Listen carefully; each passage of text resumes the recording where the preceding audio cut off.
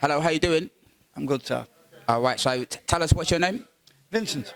All right, Vincent, nice to meet you. So, as you can see right now, we're in Liverpool, and I want you to tell me a little bit more about the area and where we are now. Well, this area was very much part of the whole dock system, which ran for 10 miles along the River Mersey. The dock system. Yes, the whole dock system, warehouses, Yeah. Dry docks, wet docks. Yeah.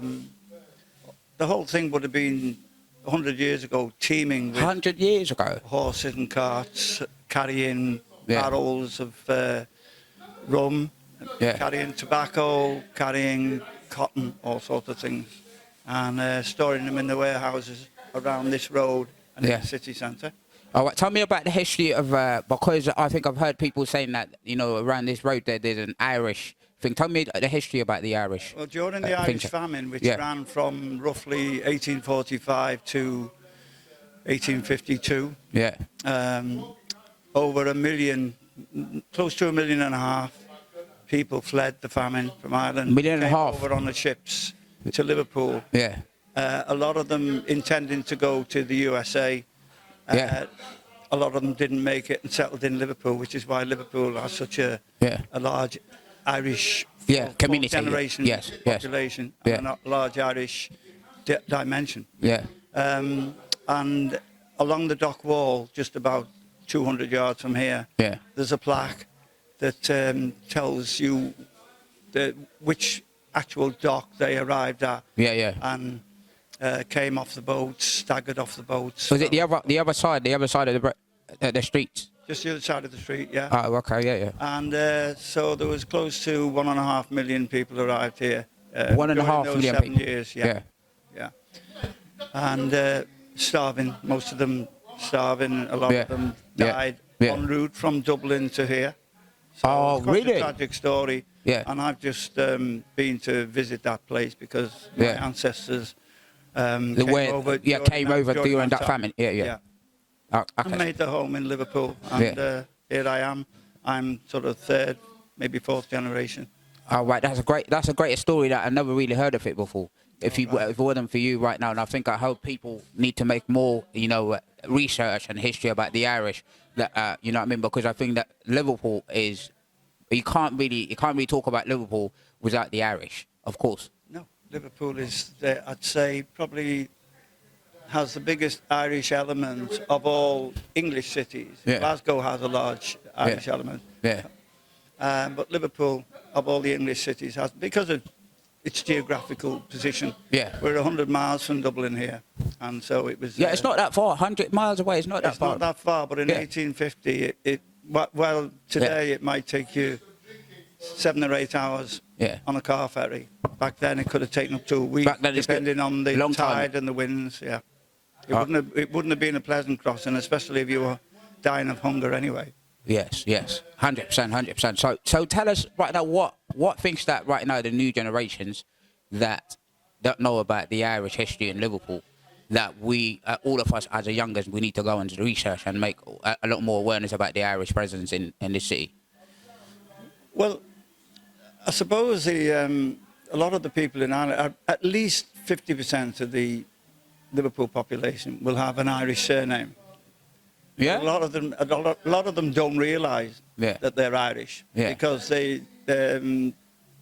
family history wasn't a big thing for everybody, especially back in the day. And a lot of Irish people who came over here, they weren't necessarily welcomed when they first arrived because they were seen as little bit lesser than. Well, they were considered inferior by some, unfortunately, but also they were seen as a danger to people who were trying to hold down was it a danger to the empire, like the British Empire and things like that? Was it? Oh God, yeah. But also the Irish were strongly Catholic people, right.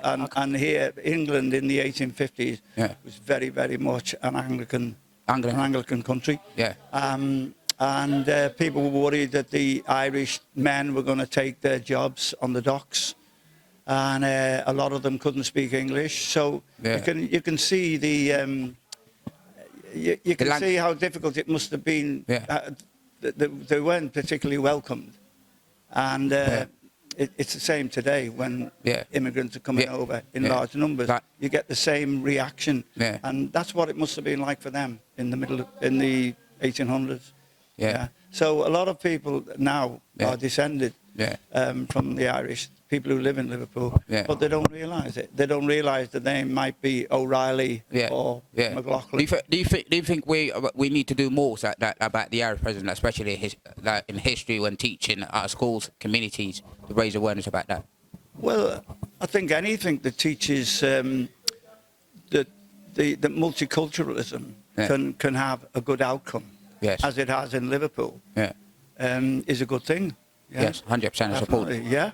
And one thing that Liverpool people are proud of is their rebellious spirit and the fact that they'll fight every inch of the way for anything. As we saw during since the Hillsborough tragedy, we fought for 23 years before we even got an inquest into that whole tragedy. And that's fighting spirit. A lot of people in Liverpool believe comes from their Irish ancestry. Yes. Because I see a lot of Liverpool is basically very proud people. Are always, you know what I mean, multicultural city as well, and they're proud of that as well. Yes. Yeah, we've got the oldest Chinese community in Europe. Well. Liverpool. Oh yes. The old. Yeah. I didn't even know. We've got our own Chinatown here. Oh yes, and I know Chinatown. We've got a large African community. A lot of it through the people who worked on the Elder Dempster line, which went from Liverpool to Africa. And a lot of people who travelled on those boats, who worked on those boats, eventually settled here in Liverpool, in the area which is now Toxteth. Oh, Toxteth. Oh, right. Okay. Tell me a bit about Toxteth. Well, when it was built, probably about late 1700s, in the Georgian days. It was mainly there were fine houses for the ship owners and the merchants, and unfortunately for some of the slave traders who owned slave ships. And over the years, over the centuries, they've moved out, and of course Liverpool as a big trading port died anyway. The port itself died anyway, and those places are now actually, those areas ironically are now populated by Africans and descendants of Africans. So there's an irony there, but it's a nice irony. So last word for these generations, to our generation and the younger generation that are coming up in this city, in order to make this city more welcome to a lot more diversity and things like that. Last word. Last word. I think we're proud of our multiculturalism, and we're proud that this is a city that welcomes immigrants. All right. Thank you very much. Welcome. Yeah. That's better.